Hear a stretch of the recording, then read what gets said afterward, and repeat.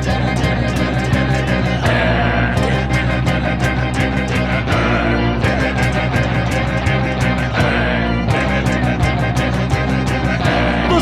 not a party, he's a man who fights crime. And we're gonna watch him fight for a minute at a time with John and Niall and a guest who doesn't rhyme. It's Bat Minute!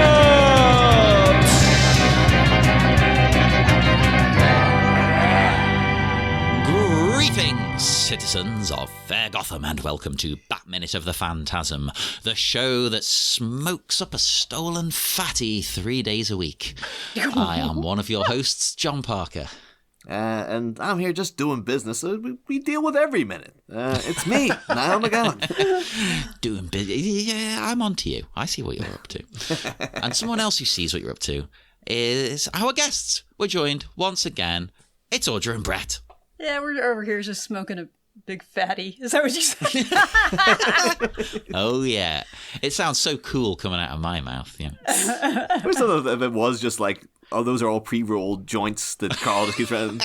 Sal Valestra just really mellows out, and I'm like, oh, come on, just sit down, man. Like, that'd be a good trick if every time he comes in, he steals a cigar. He's like, you know what? I'm gonna play a prank on him almost. It's like I'm gonna cool him. You know? Yeah. I was wondering, it's like, does Carl Beaumont himself smoke cigars, or are these just there for Valestra? Because he's like, well, no, he likes that, so I better have some. Or maybe not just Valestra, but it's like, oh, they're for people. For all the mob members. It could be, because I watched a documentary called, was it Comandante? I think it's a documentary about Fidel Castro. And it's Oliver Stone, if I remember, hanging out with him, basically. And he did have cigars like he just gave people. But by the time Oliver Stone's there, he's still got the cigar box on his desk. And he's like, oh, can I have a cigar? And he's like, I don't encourage smoking anymore. So he opens it up and he's just got like these little boiled sweets. He's like, would you like a boiled sweet? I was really hoping for the Ben Horn. He's just got carrots in there. Oh, it was quite cool. Then he starts doing like laps around his office. Like, oh, this is how I stay fit. And he's just like running around. Wow. Yeah, if only Sal Valestra gone down that route as well, but no, the emphysema comes and kicks him right in the chest, I guess. Live more like Castro. There you go. Yeah. Here's a question though, because we do get like Valestra then like just tries to kind of, I guess it's a power play to Bruce Wayne, where I don't.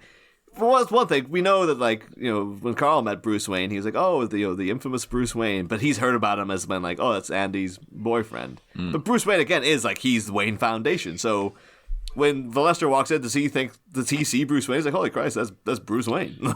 Or you'd think so. In this version of Batman, everyone seems to know Bruce. Yeah. And then is the blowing the smoke in his face a deliberate power move? Or like, all right, rich asshole, like you don't like I'm in charge here. Oh, absolutely. Yeah. Without a shadow of a doubt, you don't do that to someone accidentally. It's a jerk move. Yeah. And in fact, hang on, we haven't introduced the minute. So, this is minute 27. And the minute starts with token on that Nick bomb. And it ends with, provoking some suckers who need to be taught a lesson. But that's what it is. He's smoking, as you said. He blows it in his face. That's rude. It's a midnight toker. Yeah. Yeah. A midnight toker, man. There's a Joker right outside as well. There's a smoker and a Joker. Yeah, there we go. And now I got to give a nickel to Steve Miller. But do we think, though, with this emphasis on Valestra smoking and knowing that the Phantasm keeps appearing in plumes of smoke, is Andrea doing like a little, like, this is a ironic mocking nod hoisted by your own petard? Yeah, it's like, oh, this ass, I remember coming in blowing smoke in everybody's faces and stuff, and now I'm gonna come back, blow smoke in his face with my whole weird smoke bomb coming out of my gloves thing. See how you like that? Yeah. It feels like thematically it must be like they're doing something of like, oh, smoke. It's there, But I wonder what the smoke smells of. Not the cigar. I mean the Phantasm smoke. I think there's a kind of there's a scent like a vape, like a blueberry. Yeah. Well, since we're there, and I think we talked about this. Is it an effect an illusion, a diversionary tactic, or does she actually have, a device or a power that allows her to turn into a misty? I think it's dry ice. Yeah, I think it's she's doing something to, add to the illusion and the scary factor. Yeah. It is presumably like an entire gas tank of dry ice on her back that she's just having to spray everywhere all the time. It's a lot to carry around. I'd say it's a great comic book trope that Peter Parker has a nearly endless supply of web juice. Yes. They may, he runs out of it when the writer deems it necessary for him to run out. So I'd say with Andrea, it's the same thing. She has there's a small pellet in her belt that gives her 8,000 gallons of the stuff. It's just, it's just part of the whole, what we love about it. It just, this could never happen in real life. Yes, exactly. It could never happen in real life. It's a cartoon. Yes, it's a cartoon. Yeah. She's got a scythe for a hand, people. Come on. Yeah. Yeah, exactly. Is that the official? I've been saying scythe. Is it scythe? It's Skype. She has a Skype. Skype hand. Hello. And she's like, "Oh wait, no, it went down. Sorry, I can't. Just wait a second. I'll see I if we guess can I get it am back." correct, but I think it is scythe. But I could see somebody saying it's a scythe. Oh shit! I grew up in California. What can you do? It's all right. It's original dialect. That's all right. But yeah, so the thing about Valestra smoking is like, it obviously does have negative consequences down the line. The portrayal of he's friggin' dying of emphysema. The rest of the movie constantly wheezing and just hawking up his lungs. And I do always remember back in the day of seeing, did anyone here remember Brave Star, the cartoon? The space cowboy cartoon. It's the cowboy one, isn't it? Yeah. Holy crap. That's bringing back some Filmation, memories. as I recall. Kind of an attempt to keep the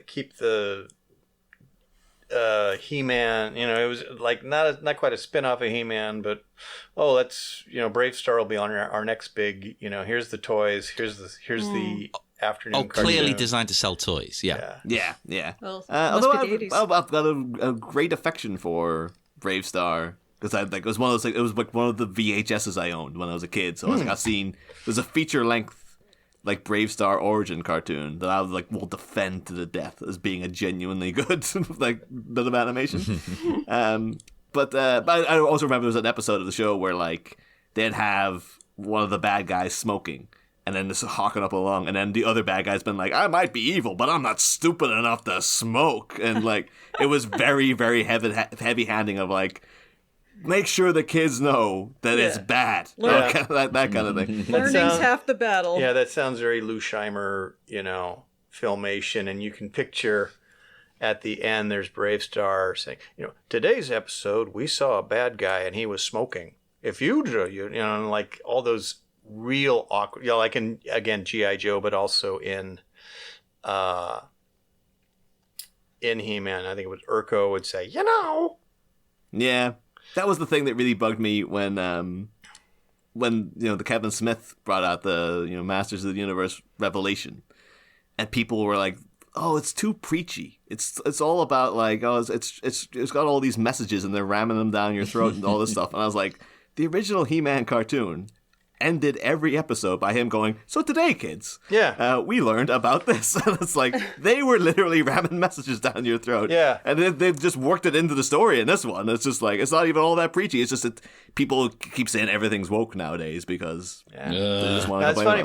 Because they're threatened. Now, back in my day, in the 70s, when all we ever ate was sweet, sugary cereal, we kind of noted that there were the Filmation cartoons, which would have, they would always have some hit you over the head moral at the end. That was way too, it was that was one thing we liked about the Hanna-Barberas. It was just, no, we're going to have a really bad joke at the end and everyone's going to laugh.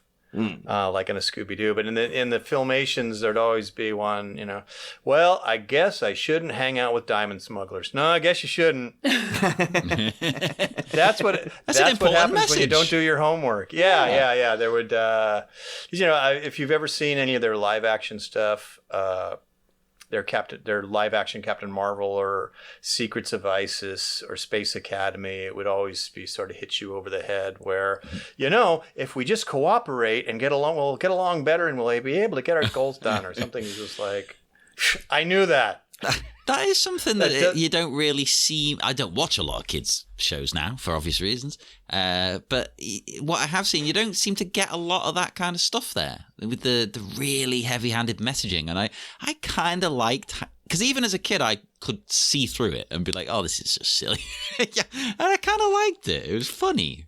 Do you think there's subtlety now? I don't know. Maybe either it's subtle or they've just dropped it entirely. I don't know. Maybe it is they subtle. just don't give a shit. Nah. I think I think children's cartoons have come like a long way in terms of like they're much better these days. But I think it is more they have more of a deft hand at like weaving the things in subtly. So the message is there. For instance, I'm looking at Brave Star because I didn't know what you guys were talking about. And what I'm seeing is an indigenous American with a horse that walks on two legs. Oh, yeah. Yep. 30-30. Is that that's the right one? Yeah, that's the one. Yeah. He's a Native American cowboy. We brought into the planet of New Texas to you could say that's quite forward thinking for the time. Like having a main character being a Native American, like that was probably. Well, it depends on how they portrayed him. I'm sure it wasn't particularly.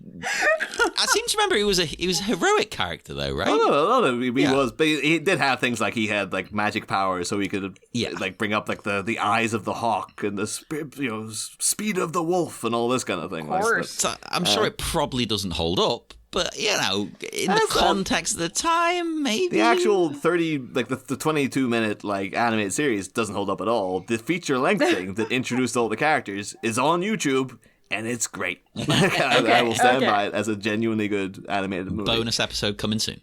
Yeah, totally. Brave Star Minute. Yeah. Yeah. But I did put in the chat there, though, as well, because I'm talking about things about, like, what they, been able to have Sal Valestra smoking, but emphasize that it's a bad thing. But the amount of freedom they had in comparison in this movie to show violence and things like that, and to have characters constantly smoking, because he's not the only one. There's people freaking smoking cigarettes all the goddamn time. They were when they were making the show, Bruce Timm and Dini and all those guys were just like harangued by the network of things you are not allowed to have on this show. So much so that Bruce Timm did an illustration that I've put in the chat there if you want to look it up. And it's a great drawing of the 9 things that they were told you can't put in the Batman animated series. And so if people, like, I'll obviously post it in the listener's cave. If you want to just Google Bruce Timm censorship, it'll be the first image that shows up. But basically it's an image of Batman bursting through a glass window, strangling the Joker, who's shooting him straight in the chest.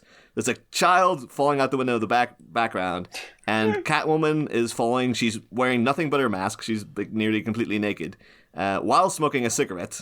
And there's also a syringe and a bottle of alcohol just floating around as well. It's basically to bring up the 9 things that they were not allowed to portray on the show whatsoever. Is guns, drugs, breaking glass, alcohol, smoking, nudity, child endangerment, religion. I was going to say, is that a cross? Religion. Yeah. Oh, there's a cross there as well. And strangulation, which I'm fairly certain all featured in the show. Yeah. There's definitely guns. There's guns in the opening freaking titles, for Christ's sake. Breaking glass is a weird one. That's Batman's whole thing as he bursts through friggin' windows. I imagine it's you don't want kids to imitate.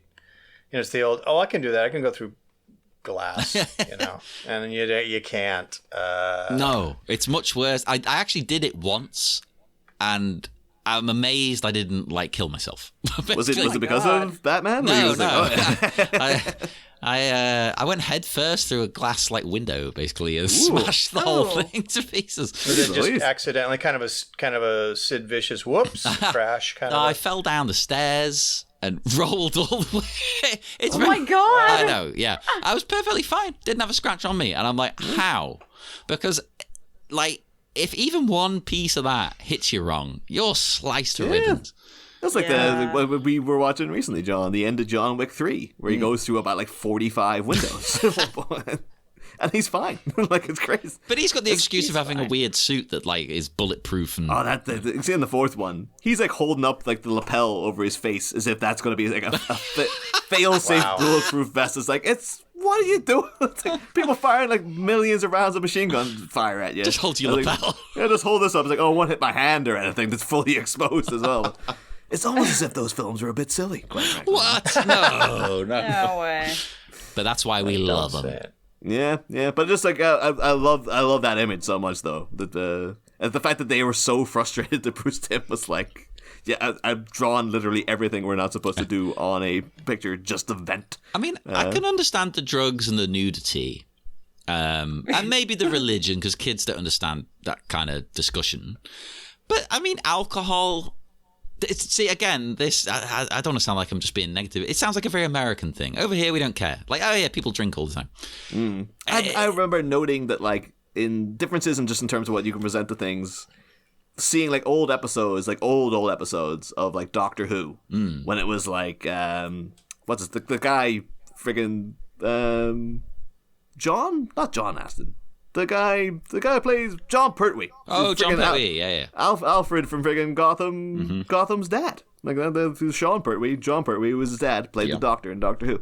And there'd be episodes where he'd have like a brandy with the Brigadier. Well, that's the thing. Yeah, that's a normal sight, right? Yeah. Yeah, and then I've seen more recent episodes where like Matt Smith will be like, he'll sit down and grab a glass of wine while talking to someone, and he'll drink it and then he'll instantly spit it back out to indicate it is disgusting. But you can tell that's a BBC note of like, you can't have him drink. Oh, come on. You couldn't have the Doctor drinking. Like, kids will want to copy the character, so you can't do that. And you know what whereas that'll back in- be? It'll be for the foreign market. Yep, potentially, yeah. But back in the 70s, the BBC's like, no, he's sitting there having cigars and brandy with his buddy all the time. Like, that's what the Doctor does. Yeah. Well, let's talk about responsible time travel. Do you want to fly your time machine, or however your time machine moves through time and space? Do you want to be alert, or, is it okay to drink and drive? It's okay, you go with the Everything's breeze,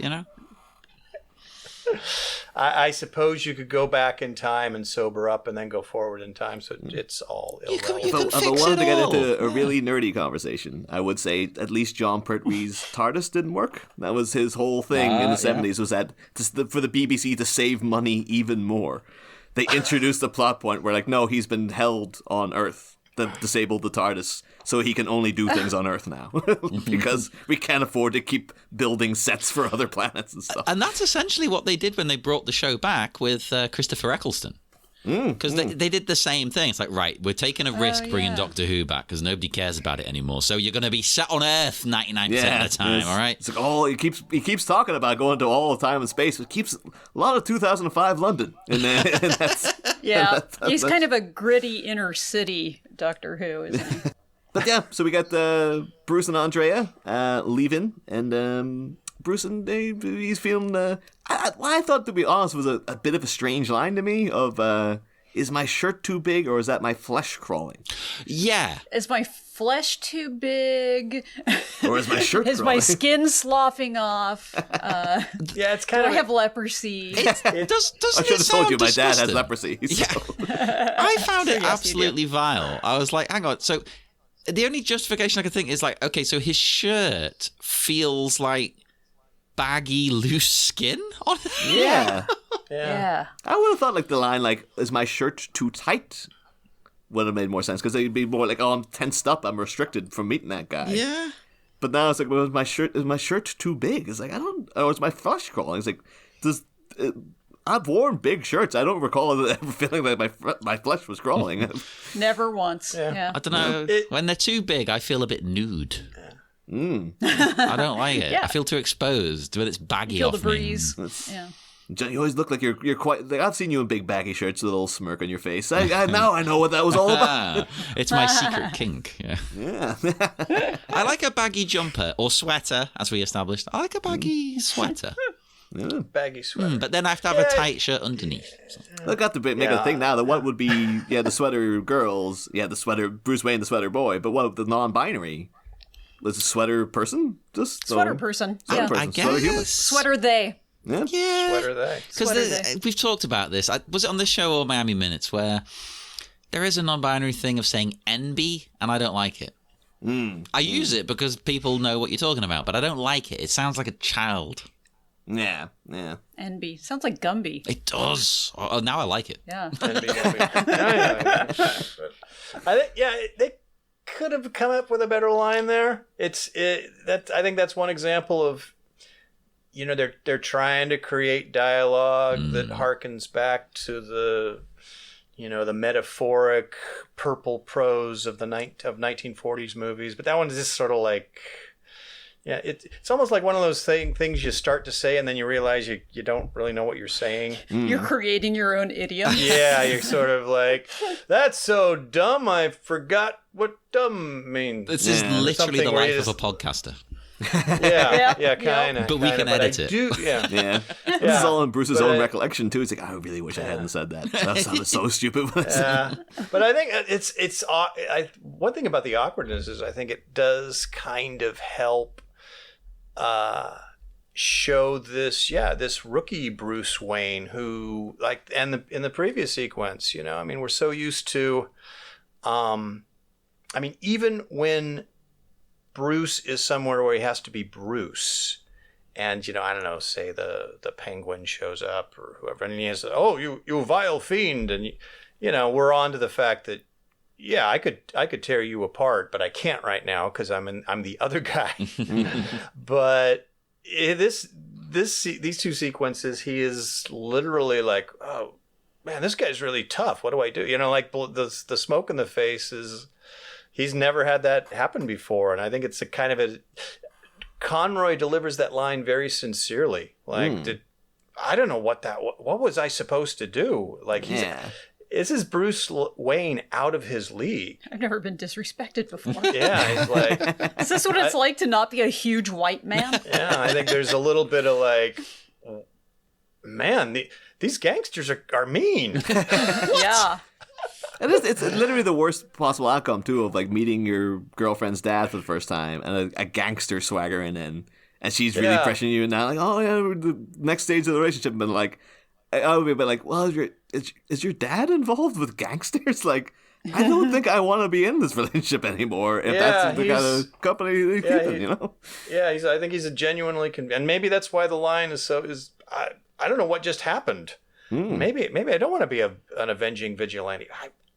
Maybe I don't want to be the knight. Maybe I just want to be sort of a foggy day. I guess though it's showing that his crime fighting instincts are kicking in though, because just by meeting the guy, he's like, don't like him. Yeah. It's sort of day one. It's like, oh, that's a mob boss. Yeah. Okay. But also the fact, too, that like this, again, is Bruce's recollection, and he seems to recollect the guy who was sitting in the car that he didn't like as well. It's like, something about that driver with his stupid, big chin and his weird pointy flesh-colored lips that don't look weird at all yet. I had such a nerd moment because I had forgotten that little twist. I think I knew that Hamill was in it as the Joker, but... what's up with Bob Hope? Oh, wait a minute. That's not Bob Hope. You know who that is? Wait a minute. I have to ask a question, because Brett, you mentioned you saw this back in '94. Like, Audra, when did you first see Mask of the Phantasm? Like, and when you saw it, did you instantly go, "Oh, that's the Joker"? When you saw that guy, or what? No. Well, the first time I ever saw it was Friday night. Oh, well, okay. Hey, don't you worry. Before we recorded this season, the listeners know this by now, I'd never seen it before. Oh. I'm a live action person.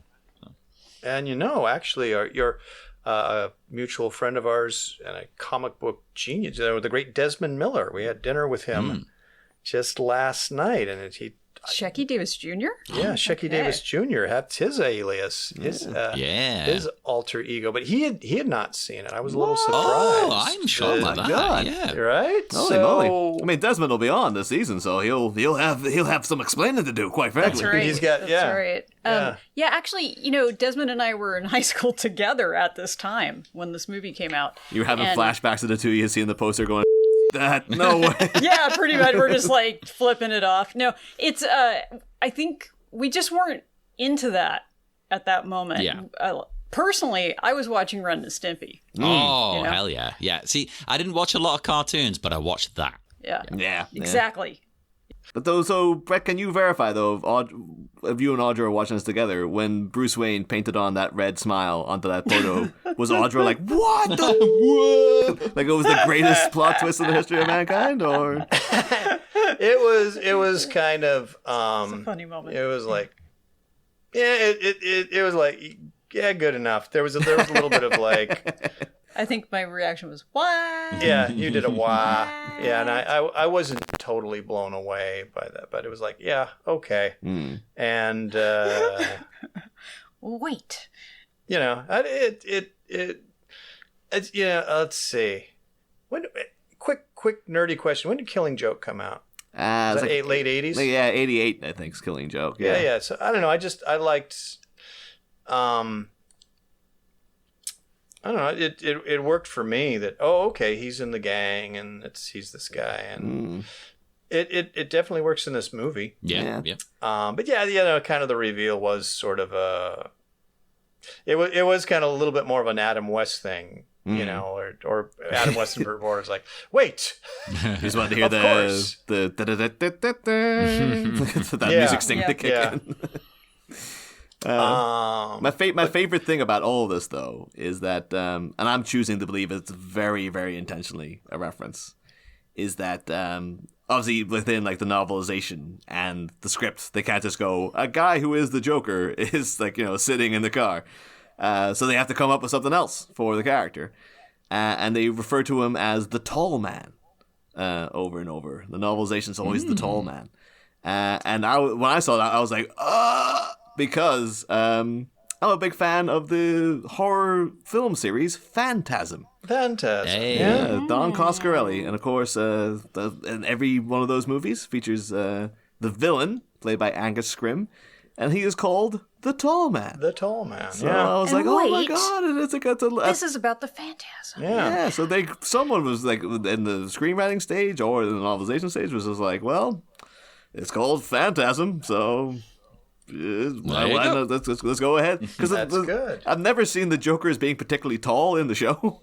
Like he never comes across as like he's a big lanky guy. So it's like, well, it's, I think they're just having fun by call him the Tall Man as a little reference. There. I like love that because it. he is kind of, I don't know, the Joker, he's like, what's the word? He's gangly, as we say. He's like long-limbed, but he also looks short at the same time. Basically, he's our friend Kit. Rest of the show. He looks little, but long at the same time. I can't quite place it. Yeah. Although we spent so much time with like a Joker that was Jack Nicholson, who was like, no, he's like a kind of heavy-set 52-year-old man. So It's different. getting used to him as anything but that is like, okay, we have to readjust here now. I think. Really, I should be the one saying that, being the person who just said, I'm the live-action fan. Yeah, That's weird my too you say that Joker. as well, John. Because I don't know if how deeply people are into Phantasm. I really love Phantasm as a series. It's just like Same here. Yeah. Can I upset everyone? Never seen any of them. I just noticed the thing with the ball. it's Well, okay. you have some homework tonight. Okay. it's great because like the first movie is like a very artsy, very surrealist. Very it's low budget. It feels like a proper this is like a weird cult movie. Okay, I'll be into that then. Yeah. That It's sounds all good. about grief, and it's all about. It's got this very sinister, and it's something like the thing you were talking about, the Joker is like, he's short but gangly at the same time, and like one of the big twists in Phantasm is that these little guys in hoods run around, and it turns out they're shrunken human beings. That the tall man takes their dead bodies into his world and turns them into slaves, but because of the immense gravity, they shrink and stuff. It's Love it already. That's the kind of stuff you get yeah. in Phantasm. And then the second movie is just like a great slasher. Like, but it's nuts as well. But it's like going from like, oh, artsy fartsy to like, yeah, a guy literally welds 2 shotguns together so he can kill more people. What like when the hell? he's trying to go. And if like, you're a fan, and if you're a fan of Don Coscarelli, it was a great, frugal, take a small budget, do maximum with it. This is where he basically worked with Universal just so he could get the bucks. So he kind of went nuts, and it's for Coscarelli. It's very like he goes over the top. Yeah, it's great too because even I think he wrote I don't think Coscarelli wrote the theme music as well, but it's a very distinct like. The first movie is just very low key, like creepy, like do do do do do do do do do, and then the sequel comes along. It's just like the same music just done way over the top and stuff. Yeah, it's a perfect. The first movie in particular, perfect movie of its era. Because you mentioned the theme, and there are some similarities to Halloween, but very different movies.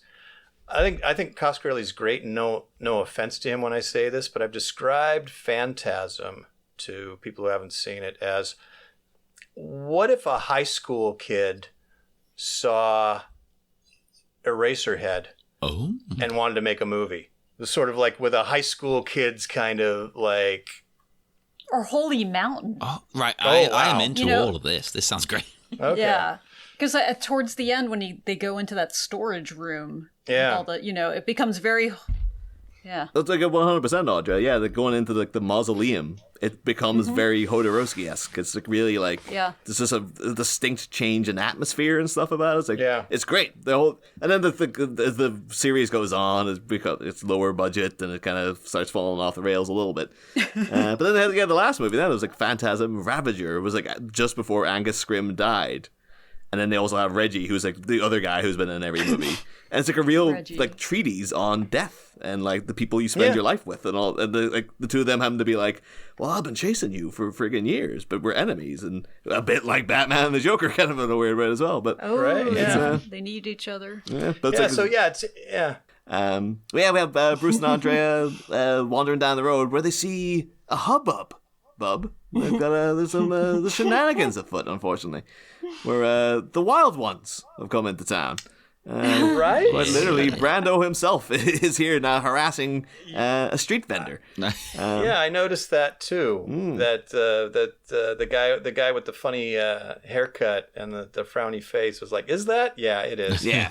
Oh, it's 1,000,000% supposed to be. And then so it's a guy blatantly dressed as Brando in the Wild One with the leather hat and the jacket and stuff. They're like, some people it's the Wild One. Other people will be like Scorpio rising. Yes. Imagine Joel Schumacher watching this and being like, "Ooh, I like that look" and stuff. But it's so very, Batman animated adventures in that it's guys in leather jackets on motorcycles harassing, I guess, a fruit vendor or something like that. So what? The guy's got like a cash box with like money and jewelry in it, and he's under a bridge. So I was like, he's a different criminal. Oh, that's the whole thing. Is Bruce stepping in to save this guy? It's like he's clearly selling stuff that's either counterfeit, fenced, or hot. Yeah. Right, I'm not gonna fault him. I've bought a counterfeit watch before. I was in Thailand, so that's what you expect. That's why your wrist is still green, John. It's green to this day. I can't stop. But it is odd, right, that he's doing this in such a weird location. It doesn't look like there's going to be a lot of foot traffic. It's a proper it seems as if if the wrong person came along, that he's probably the one like, oh yeah, come over and buy a watch, why don't you? Yeah. And then he's probably got a stack of bodies behind him there. That's where he's getting all the watches from. And again, I think we're just seeing Bruce Wayne. He's a total novice at this. He's just I don't know what happened in Andy's dad's office, but I can go after these guys. Yeah, he doesn't know what's going on. Yeah. But I will say it's a nice kind of in a very clear cut, particularly nowadays because everyone always questions the morality of what Batman's doing at all and. There's always the eternal thing of like, Bruce Wayne should be giving more money to the city and setting up foundations. It's like, he does do that in the comics, for Christ's sake. And blah, blah, blah. And I'm always having to I'm always feel like I'm having to defend Batman these days. But Yeah, I've got my eye on you now. But there's like a clear-cut bit of heroism in the fact that like he's like, I gotta go stop this. And Andrea been like, you're kind of implying you're gonna get yourself killed. He's like, well, you want me to stand here and do nothing? And it's like it's such a clear-cut bit of like, of course I have to go and help this guy because that's the right thing to do. And it's like, oh yeah, there's no like gray area with that. It's like no, he is stepping up. He's not got any gadgets or any cape or anything. He's like, well, I'll go over and do what I can. I'll tell you what, he's right. And I know he does martial arts, but deciding to take on this many people, like Andrea's right, it's stupid.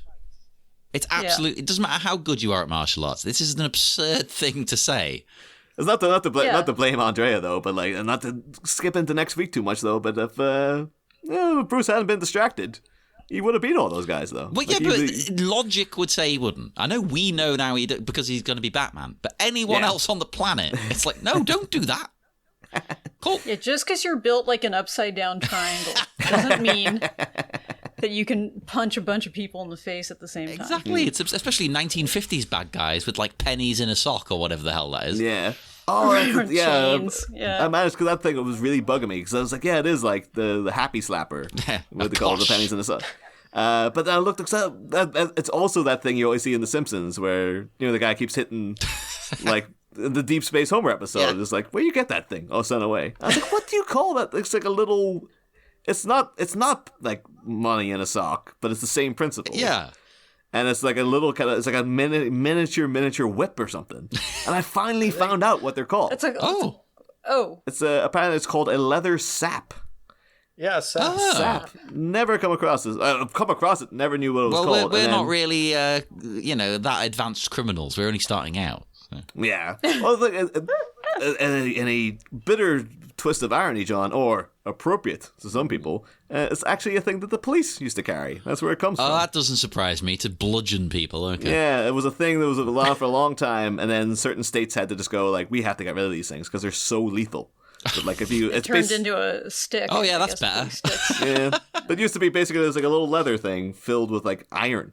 And you just whack people over the head of it, and then there was so many severe head injuries from them. They're like, we have to get rid of them. But I was surprised about it. There's so many different ones, and some of them are called like blackjacks and things like that. Oh, I've heard that. Is that what that is? Yeah. Okay. Yeah, and apparently the really small ones, like the one he has here, I was shocked to see is called the Ulster sap. And the thing is, I'm at present, I am recording in Ulster. You're in Ulster right now, yeah? But my whole thing is like, is that? I was trying to find out. It's like, is it named from like Ulster, the area of Ireland? It's got to be. And then I was like, did the RUC, did the Royal Ulster Constabulary used to go around just whacking the crap out of Catholics with these things? Probably. Yeah. And that's why it's called the Ulster Sap. I was like, oh my god, I had no idea. I think you could write a book on the history of saps. Yes. And at the very least, there should have been a punk band called the Ulster Saps.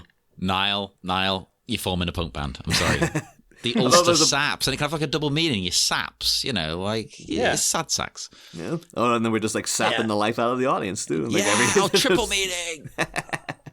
The old school juvenile delinquent. A bar of soap and a sock and all that kind of classic stuff. Brass knuckles. It always makes me think of Death Wish. The first Death Wish is like, that's Charles Bronson's whole thing. Like, my family's been attacked. His first port of call is like, I'm going to put pennies in a sock. And then he kind of... Isn't that what you do when you're aggrieved? But he does gradually build. He goes like that, then a handgun, and then by like the fourth one, he's planting like Semtex in wine bottles and blowing up Danny Trejo. It's a gateway weapon. Yeah. This scene is actually a rare occasion where the script has different dialogue. Ah. Because in the film, the guy says to his mate here, he goes, Pops here needs some persuading. But the script says, gimme. Also, help me, I'll mess up your face so bad you'll be breathing out of the part in your hair. And I thought, did they just go, that's too violent? Oh, I thought there might have been like the actor was just having trouble saying it because it's such a mouthful. It is. I imagined the studio were like, oh, that. So he's going to crack open his skull? Like, that's grisly. Yeah. And like beat his lips up, and so they're coming out the side of his head where the part of his hair is? Is that what they're trying to go for? I guess. I'll tell you, whoever wrote that line was definitely the same cat who came up with, is my shirt white or am I shaking it? Because there's like somebody really wants to write in the style of, like, I don't know, Abbott and Costello or something from the 40s. And they're just like, fast talking. Yeah. Hey, is this a metaphor or a simile? I don't know. I kind of like it though. It fits the vibe, it fits the tone, it fits the visuals, that kind of dialogue, and it is a great line. But it's funny. Maybe that a line like that does work in a talk balloon and a comic. Yes. A bit like Star Wars. People always said to George Lucas, you can write this stuff, but you can't say it. Was that Harrison Ford said that to him? Yeah. So I think that was maybe Harrison it's a bit Ford, like that. It's like, well, on paper that sounded great. Yeah.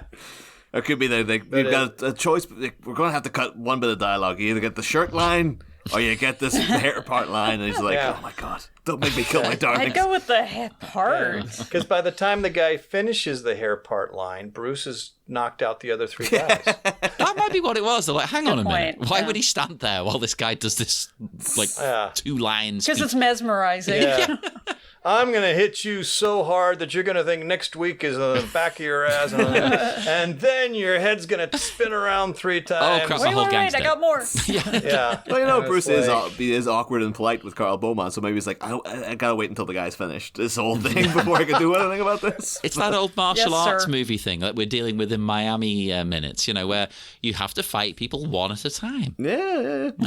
Well, Bruce, when he does jump into action, though, maybe you would know, John, because is this like it seems like such a distinct move, this sort of running in with his arms wrapped around him like a straitjacket and just like kind of head down. Like, is it a wrestling move? Would there be a name for this move? Let me just watch it again to make sure. Yeah, it's a shoulder block. No, I was kind of hoping it was going to be like, that's what like Big Boss Man used to do or something. No, it's not the Boss Man Slam. It's just a shoulder block, which I think wrestlers might actually get from American football. Yeah, it seems like a football thing. Actually, now you say that, it makes much more sense. It just looks like he's doing a football thing. Yeah, but despite wrestling being a bit nerdy and geeky, a lot of wrestlers did play American football. True. So some of them, their entire arsenal is based around it. Like he's not regarded as being very good at wrestling, but he was very big. Goldberg. All of his moves are football related. No. Like, except for his finishing move. That's the only one, basically. Everything else, he does the spear, which is like a tackle, basically. It's all football. Goldberg, the Hebrew Hammer. Yes. Yes. We're I proud. love it. It always threw me off when they actually called him because Goldberg to me sounded like, oh, that's like it sounds amazing, this a magical man. And then they were like, oh, he's called Bill Goldberg. I'm like, no, that doesn't sound as cool. I don't know. He was this great wrestler called Goldblum. And they decided his outfit was too silly, and no one could take him, even for wrestling. No one could take him seriously. It was crazy. Hey, if we can get Jeff Goldblum as like a manager in some wrestling company, oh my god, yes. But yeah, I mean, for this minute, like Bruce, he goes in and he starts like he starts laying down the law to this superstitious and cowardly lot. But yeah, that's all the notes I've got for 27. Anyone have anything else in particular for this minute they want to talk about, or? No, that's all my notes. Yeah, just a thing we always do this season, folks, is that because BTAS, Batman the Animated Series, and this movie are such seminal parts of animation in our childhoods. We're asking the guests like what other cartoons they watched growing up. Audra, I know you sort of alluded there to Ren and Stimpy, and I know from listening to Retrophilia that you've got an affection for Daria and Beavis and Butthead, stuff like that as well. But Totally. But yeah, but the both of you, like what other animation would you cite as being like seminal to your upbringing? Seminal. Wow, that's a good question. I mean, kind of depends on the age I was at, and I would say that even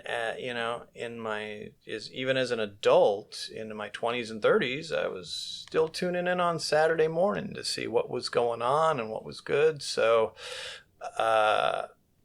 here's one I'll mention because it's kind of forgotten, but a lot of guys got their start on it, and that was The New Adventures of Mighty Mouse. which was a Ralph Bakshi production. It was like 87, 88. But he hired, I think Bruce Timm worked on that, and that was a big thing for John Crick-Falusi. And it was there was just a lot of mad, crazy stuff, and they actually did a fantastic Batman parody called Bat. And he was a bat who dressed up as Batman. And he wrote around in a this is CBS Network Saturday Morning. He rode around in a repulsive-looking thing called the Manmobile. This is amazing. That was basically a butt and some hairy legs. Oh my God. How more manly can you get? Yeah, and his sidekick was Tick the Bug Wonder, and one of my all-time favorite gags was his arch enemy was the cow. And the cow's bit was he was a criminal mastermind, had a super IQ, but if he got too excited, he would revert back to his cow mode. Okay. So he would say something like, in an episode with the cow, he might say, when he comes through that door looking for me, he'll fall through this trap door and he'll be in my trap. Ha ha ha! Moo, moo, moo. So Jesus. I don't know if they've ever released any of those on any format. I definitely look for them on YouTube. But I think there is a through line because we mentioned Ren and Stimpy, and it's worth checking. Not every cartoon was gold, but they were doing they were just doing a lot of very irreverent Mad Magazine crazy stuff, and it was sort of like it was definitely Ralph Bakshi just kind of going nuts. So the New Adventures of Mighty Mouse, 87, 88. There was I remember watching this one. You've ever had that experience of watching something alone and you just say, did I just see that happen? Oh, yeah. And they did an episode called Mighty Mouse in Hollywood because it was his show after all. And a giant hairy monster is attacking, I think, the Hollywood sign, and he beats it up. And he looks at it and he goes, oh, okay. And he flies back to this actor on a set and he puts it on his head, and this actor's bald head says, here you go, Bill, you need to tape that up from now on. And it's a cartoon of William Shatner. So. Amazing. So I'll mention that one and keep it brief because I could cite stuff for hours, I'm sure. It feels I feel frustrated because you're saying it doesn't, you can't even get it on YouTube and stuff. It's like, this feels like this is hiatus episode material right here. This kind of stuff. Might be. But Bat was hysterical, and very very Mad Magazine in its energy and tone, and very irreverent.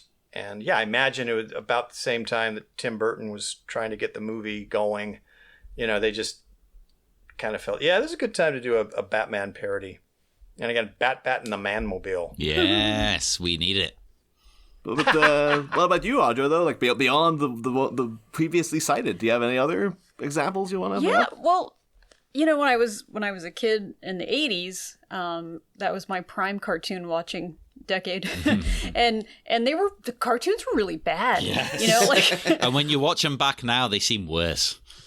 Oh, I'm so sure. Yeah, I mean, I didn't know they were bad at the time, but like I was watching Rubik's Cube, the cartoon. It was just like, it was like a bunch of Latino kids walking down the street with a talking Rubik's Cube.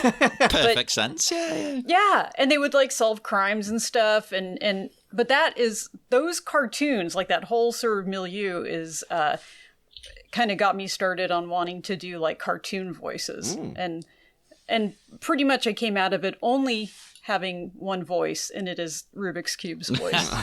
My name is Rubik. Oh, that's amazing, though. That's you could make a living out of that.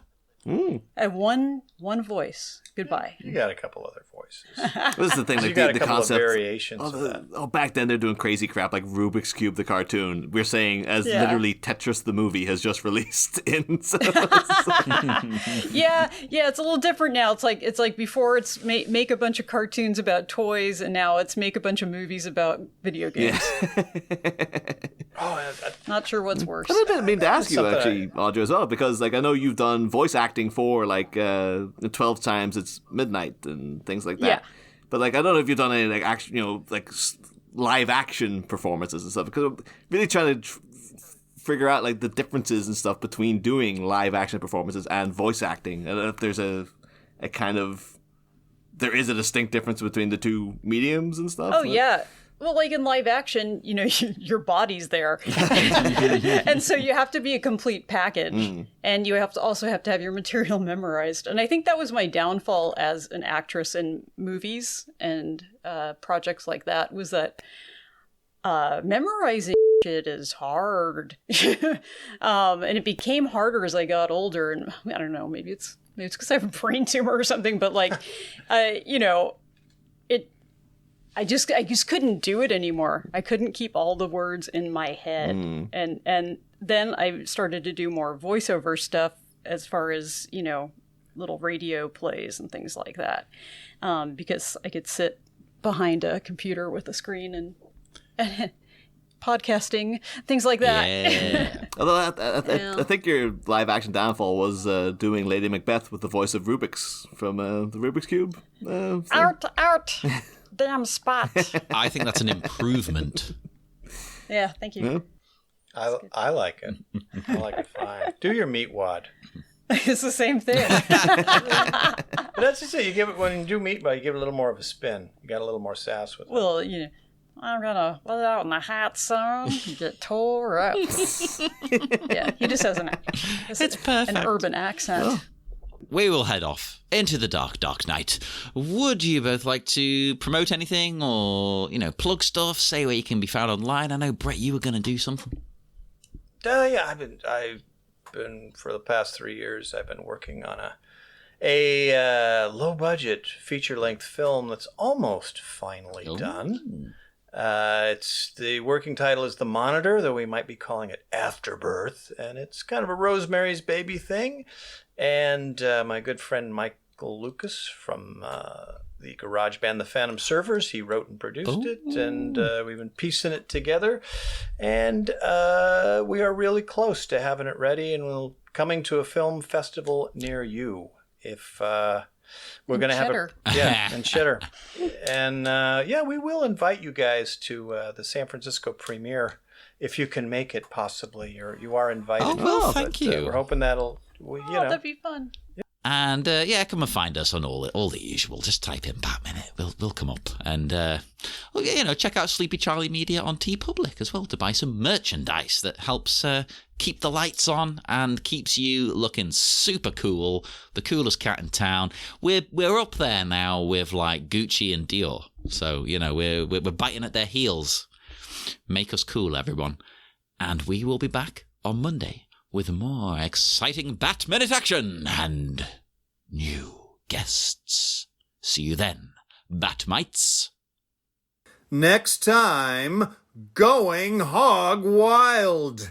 There's kung fu, treachery, and chain-based chicanery as Bruce deals blows to obliterate physiognomy.